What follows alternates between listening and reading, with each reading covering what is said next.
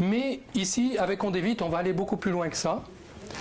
Pourquoi je vous ai montré que les mots pensée sont plus puissants? Parce qu'avec Ondevit, on travaille avec des énergies similaires à celles de nos pensées. Mais on va aller beaucoup plus loin qu'on pourrait le faire simplement avec des pensées positives ou je ne sais pas quelle autre méthode qui utiliserait des mots. Donc, ce qu'on va faire, c'est qu'on va travailler sur des énergies très subtiles.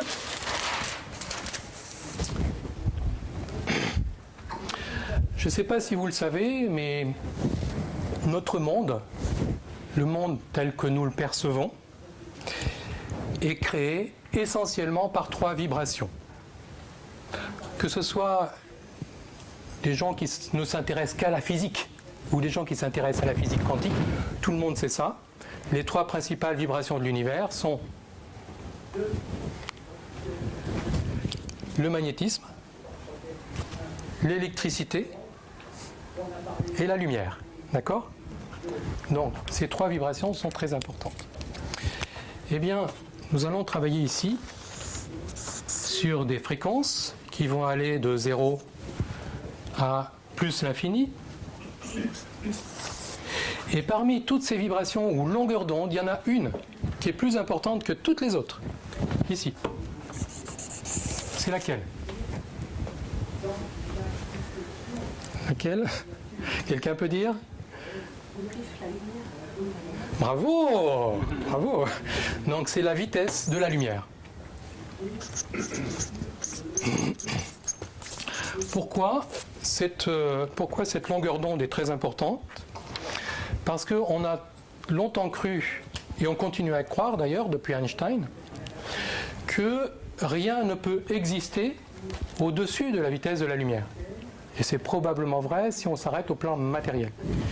Mais ce qu'on est arrivé à déterminer, et notamment les physiciens quantiques savent ça depuis longtemps, c'est que cette fréquence-là, cette vibration, est un peu comme une frontière virtuelle ou fictive, je ne sais pas comment on dit, virtuelle ou fictive, l'un ou l'autre, entre le monde matériel et immatériel.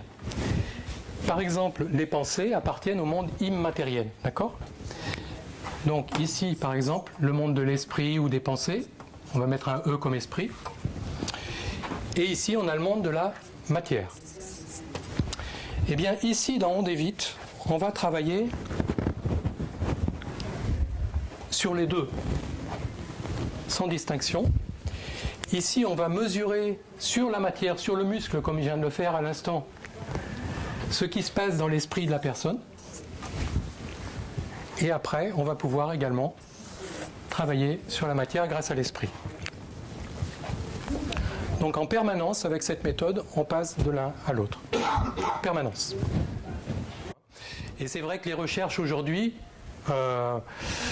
avancent, progressent, on pourrait presque dire de jour en jour. En tout cas, d'une année sur l'autre, on voit effectivement des nouvelles recherches qui ont porté leurs fruits et qui permettent de pouvoir mesurer des choses qu'on n'arrivait pas à mesurer avant. Le problème dans les énergies quantiques, c'est que, c'est d'ailleurs une des définitions des énergies quantiques, c'est que l'observateur influence le résultat de l'expérience. Donc, en fait, on obtient parfois, souvent même, ce à quoi on avait pensé, ce qu'on voulait obtenir, d'une manière ou d'une autre. Donc il faut être très, très vigilant et plein de discernement, et c'est pas évident dans ces domaines-là.